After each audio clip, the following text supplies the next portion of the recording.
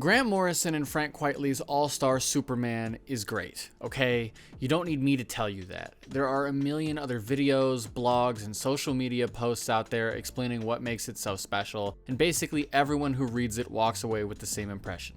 I love it too, but that doesn't mean it's flawless. And there is one moment in particular that I have grown to really dislike over the years. So, instead of adding to the flood of praise, let's take a moment to hate on a masterpiece. The moment. Faced with his own mortality, Superman begins to wonder about the fate of humanity after he is gone. In issue 10, he comes up with an experiment to help him see what that might look like. He makes a world without Superman. Because he's Superman, and of course that's what he does. Using some basic matter found floating in the multiverse and a nano-optical transfusion of pure solar energy, he crafts a planet he calls Earth Q, whose physical and biological features are identical to Earth's, where human evolution takes place along exactly the same lines that it did in our reality, except at an accelerated speed so Supes can observe the whole process in the few days that he has left. As humanity develops on Earth Q, they begin to create their own mythologies and religions, using them as models for how to act in the world, how to live worthwhile lives. These religious conceptions expand and change forms until, eventually, we see the punchline of the issue. In a busy city surrounded by period-appropriate vehicles, an artist puts pencil to paper to bring forth the culmination of this long spiritual development: Superman.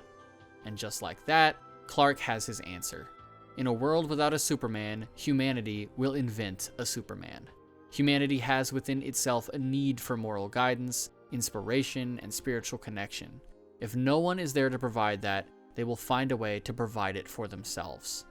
The meta-commentary that Morrison is going for is pretty obvious here. After all, isn't that what happened in the real world?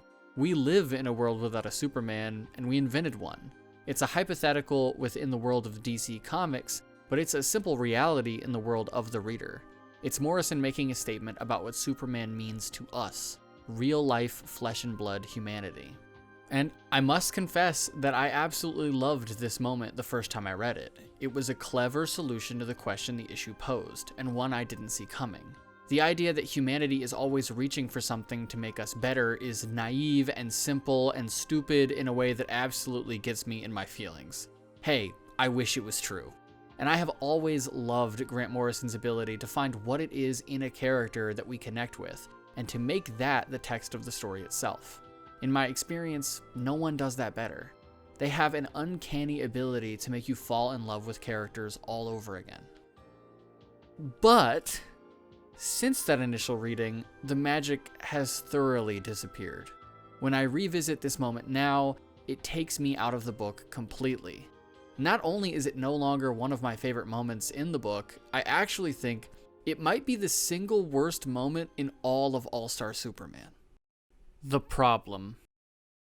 There are actually several problems. First, depicting so many different religious and spiritual traditions in a homogenized montage like this implies that they all serve the same basic role in their respective societies and historical contexts. I think that is a wild claim, anthropologically speaking. Spiritual practices are context dependent, and the social and psychological functions of animism in early civilizations are simply not the same as those of Catholicism in the Middle Ages. Even if we accept Superman as a spiritual symbol, he certainly isn't filling the same economic or political roles as Christ or the Buddha. When you ignore the uniqueness of these practices to stress their broad, abstract similarities, you really end up misrepresenting them. It's Joseph Campbell-esque. Additionally, presenting them as a chronological sequence way too easily lapses into ideas that certain spiritual practices are more primitive than others. It feels too much like 19th century anthropology, where Native Americans were seen as ancient versions of Europeans, and Egyptian cultural practices were thought of as merely preludes to the development of Western civilization. I don't think Morrison is trying to say this, but the order of presentation makes it seem like history begins around the world before culminating in America. I mean, only the Europeans and Americans of Earth Q are given lines of dialogue. Only they can speak, while all other peoples are silent. However, while these are problems with the story, they aren't what I would consider the main problem with it. After all, maybe these are just unhappy accidents, implications Morrison and Quitely never meant to make. They probably speak to some unchecked biases, but they aren't really malicious. My biggest issue with this moment is that it reduces the creators of Superman to faceless figures embodying some vague human essence, rather than treating them like actual people who put in the work to create the thing we all love. Jerry Siegel and Joe Shuster created Superman. They were working artists who had been honing their craft for years, and they deserve all the credit that entails. By turning Superman into the latest in a long line of godlike figures, and by treating his invention as an inevitability, Morrison is completely disrespecting that creative process. Grant treats Superman as a latent potential in human nature, something that was always going to manifest regardless of how and where. Siegel and Shuster are incidental. Superman is essential. This is both thematically the case in the religion montage and also narratively the case in that Superman quite literally creates his own creators in the text of the issue. And unlike the other problems one might have with this moment, this one was absolutely intentional. It is explicitly the intended message. In April of last year, during an interview with the Comic Book Couples Counseling podcast, Grant Morrison had this to say. And bear with us because the clip is a little long. The notion was that Superman in that story creates the Earth to see what it would be like without him. And what we see is through history, we see people basically creating Superman. And it goes back to Aboriginal artists trying to imagine there's a sky up there and there are beings that live in that sky. What would they be like? And then we go forward to early Hindu temple, and it's this idea of the gods again and being manifested on earth in the form of the temple and showing depictions of gods. And we followed that notion of the Superman right through.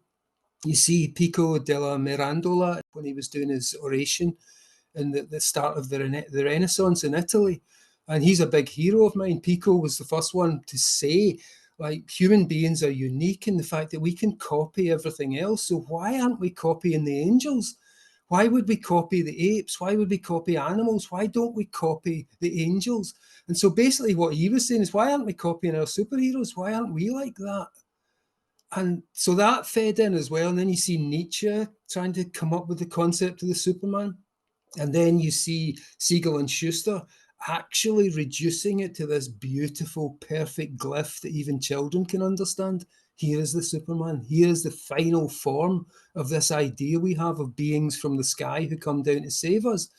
And it's finally reduced to this perfect little cartoon that anyone can understand. So that's what we were trying to say, that the idea of Superman has always been in us, but Siegel and Shuster actually articulated it in such an amazing way that it stuck. And they gave it a form, and they gave it colors, and they gave it a sign, and it became Superman. Grant gives some credit to Siegel and Shuster for coming up with the design, but the two are minimized in this account of things into mere conduits for Superman to express himself through. The idea of Superman has always been in us. People all throughout history have created Superman. They are all, Siegel and Shuster included, basically pawns in a game played by Superman, an eternal idea expressing itself through humanity. You can see this same message in Morrison's book, Super Gods, which you can also find a million video essays about. I've never seen any of them mention this peculiar passage, though. By the time the first Superman story concluded, 13 pages after its breathtaking opening scene, our hero had apprehended no fewer than 5 lawbreakers and taken a moment to root out corruption in the US Senate. Every new reveal made both the individual story and the overall concept seem even more exciting. It gave the medium a character innovation to call its own. He gave the world the first superhero. The only other person I've seen take issue with this bit is Caleb Mazzocco from the blog Every Day is Like Wednesday, and he pointed out the problem so perfectly that I'll just quote him here. It's that last sentence. Read it again, paying special attention to the pronoun that it begins with. He, not they. Superman, not Siegel and Shuster. What is so frustrating about this is not just the kind of dumb woo-woo spiritual nonsense of it all, but the fact that Siegel and Shuster are two artists who had their contributions to the character minimized for decades. You know who really loves the idea that Superman is just a big concept and couldn't possibly belong to his creators? DC fucking Comics. the company that bought the character off those young creators for basically nothing and then went on to make billions of dollars off their work. Infamously, Siegel and Shuster were scraping together pennies to survive while DC was raking in cash off the Superman property. They took DC to court multiple times over their exploitation of the character. Siegel was living in poverty in 1975 when Warner Bros. Announced they were going to produce a Superman movie, and it wasn't until that news turned into a public relations disaster that the higher-ups decided to kick Siegel back some money. DC Comics has always, even in the court of law, tried to downplay the role of Siegel and Shuster as the creators of that character. When Grant Morrison gives these weird, spirituality-inflected takes on Superman, they are reproducing those narratives directly. But also, sometimes Morrison doesn't need the spiritual jargon. Sometimes, they will just repeat company talking points verbatim. Once again, super gods. And once again, it's a long quote. After all those years, the frustrated false starts and countless rejections, Siegel and Shuster had struck gold. Naturally, the obvious thing to do would be to sell all the rights to National Comics, later to become DC, for the sum of $130. Yes, stop for a moment and consider that sum in light of the mega fortune that Superman has made for his corporate masters since then. If you listen to the right voices, you'll hear and believe what I heard and believed growing up in this business, and it won't be long before a dark and evil fairy tale unfolds. The grim cautionary fable of two innocent 17-year-old boys seduced by the forked tongues of cartoon fat cat capitalists and top-hatted bloodsuckers. In this Hollywood tragedy, Jerry Siegel and Joe Shuster are depicted as doe-eyed ingenues in a world of razor-toothed predators. The truth, as ever, is less dramatic. The deal was done in 1938, before Superman boomed. Siegel and Shuster were both 23 when they sold the copyright to Superman. They had worked together for several years in the cutthroat world of pulp periodical publishing, and like so many artists, musicians, and entertainers, they were creating a product to sell. Superman was a foot in the door, a potential break that might put them in demand as big-time pop content providers. Superman was a sacrifice to the gods of commercial success. If my own understanding of the creative mind carries any weight, I'd suspect that both Siegel and Shuster imagined they'd create other, better characters. But by 1946, they realized how much money their creation was raking in. They sued National, unsuccessfully, and then tried to repeat Superman's success with the unendearing, short-lived Funny Man, a crime-fighting clown. Siegel was also responsible for the gruesomely vindictive avenging superghost, the Spectre, and cyborg hero Robot Man. He would even write the quintessential British superhero strip The Spider, but the relative obscurity of those perfectly well-conceived characters tells its own story. Jerry Siegel failed to create any more features with the primal impact of Superman, but he and Joe Shuster had done something spectacular: established the rules and foundations upon which new universes could be built. You heard it here first, folks. Siegel and Shuster weren't young artists taken advantage of by people with a better business sense. They were, in fact, decrepit, elderly 23-year-olds making rational business decisions on the equal playing field of the market. Dispel what you may have heard about DC Comics being run by blood-sucking capitalists. They're a good company run by nice people who do fair business. You may have thought that two financially insecure working-class artists sold the rights to their creation to make ends meet, only to watch those rights be exploited indefinitely while they starved. But have you ever stopped to think that maybe the company that bought those rights was doing them a favor? They should just be happy that they got to contribute to the DC universe. They got paid in experience. Probably the most offensive thing here is the idea that Siegel and Shuster wouldn't have fallen into poverty if they were just better artists. Oh, you're poor? Why don't you just invent a character as good as Superman again? Like, fuck off. What is your problem? And this isn't the only time Grant Morrison has run interference for DC Comics. In an interview with Keel Fagley for Comic Book Resources, they had this exchange.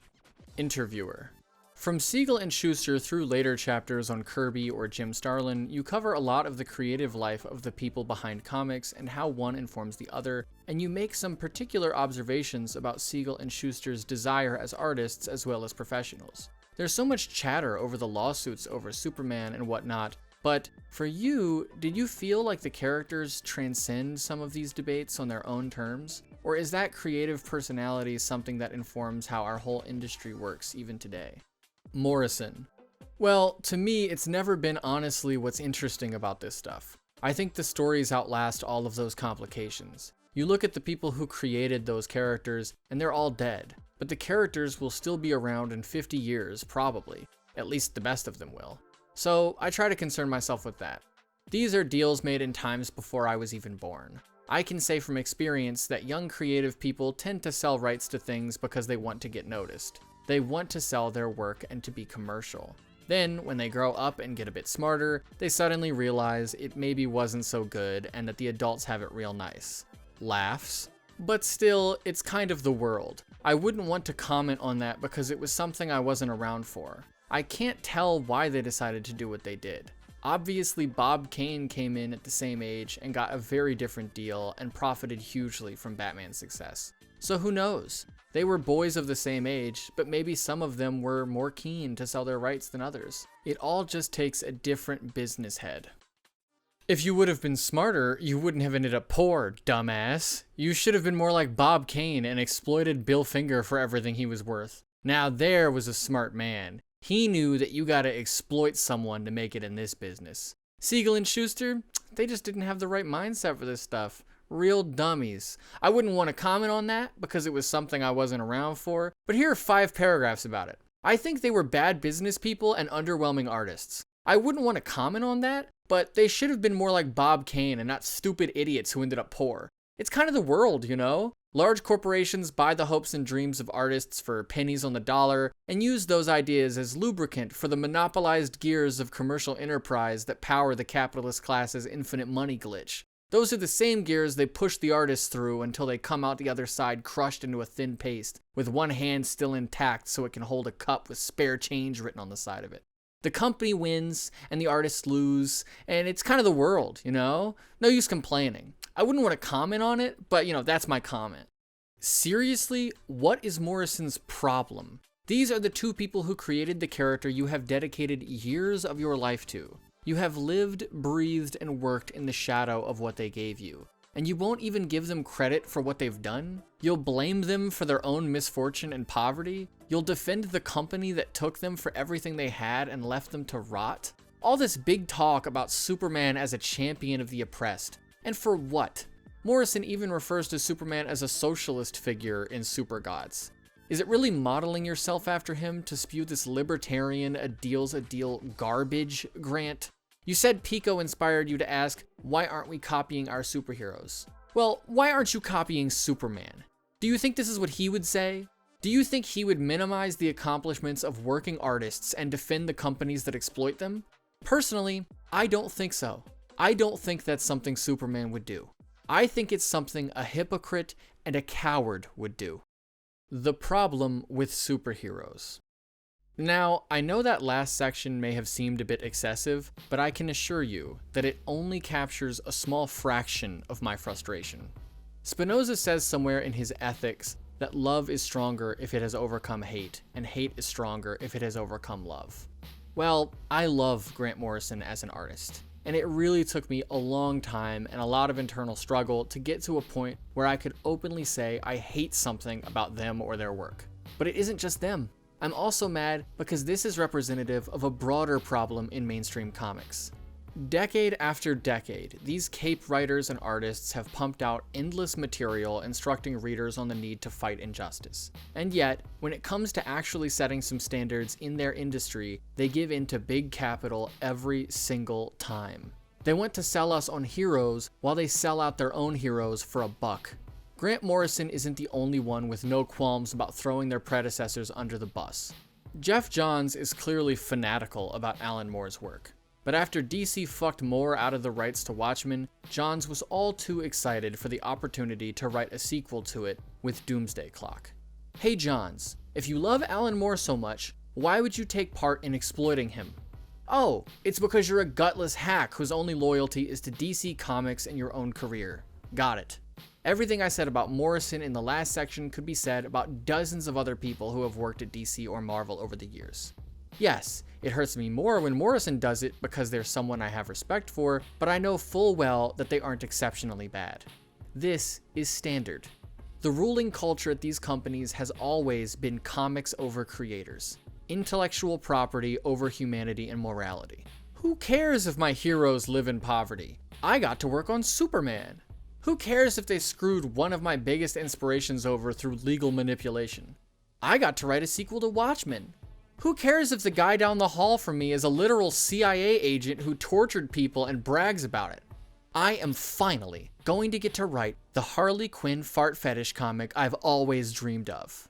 Who cares if I Dude, fuck these people, bro. Fuck these people. Fuck them.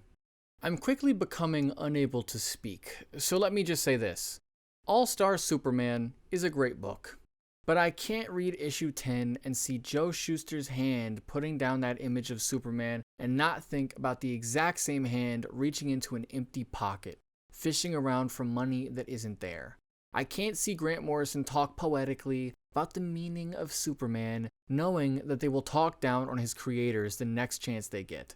When Grant Morrison starts preaching about the need to imitate Superman to become a better person, I just have to laugh. If the rule you followed brought you to this, of what use was the rule? And to really piss off Morrison, let's end this video with a bit from rival wizard Alan Moore, who summed up this issue perfectly. My current feelings about the superhero are that what they largely represent. This is after looking at a lot of the people working in the superhero field and realising that they've never formed a union, with the exception of 3 or 4 people. They have never answered back to their employers. They have never complained about the subhuman way in which they are treated. When the artists that they profess to admire are taken out and put to the wall, people like Jack Kirby, when he had had his artwork physically stolen from the Marvel Comics offices, just before they were going to have to legally give it back to him. Yeah, you know, these things happen, just a pure coincidence, I'm sure. Nobody said a word. And you start to see a bit of a gap, a credibility gap, developing between these costumed champions who always stand up for the oppressed, who always struggle against tyrants, who are always on the side of the underdog. Yeah, and then you've got the artists who draw them, who have never shown any courage at all. And you start to think, I'm not asking these people to defend the Earth against Galactus, should he turn up. I'm just asking them to stand up for their own wives and children. You know, you start to see the American superhero as a cowardice compensator, as people who will put up with their governments and their bosses doing almost anything to them, as long as they can escape into a fantasy where they are the Hulk or the Silver Surfer and nobody pushes them around. That is the negative side of the superhero, in that it becomes something which stands for its exact opposite. And that's a bit of a downer, isn't it? I wish I hadn't actually mentioned that now. Real shit.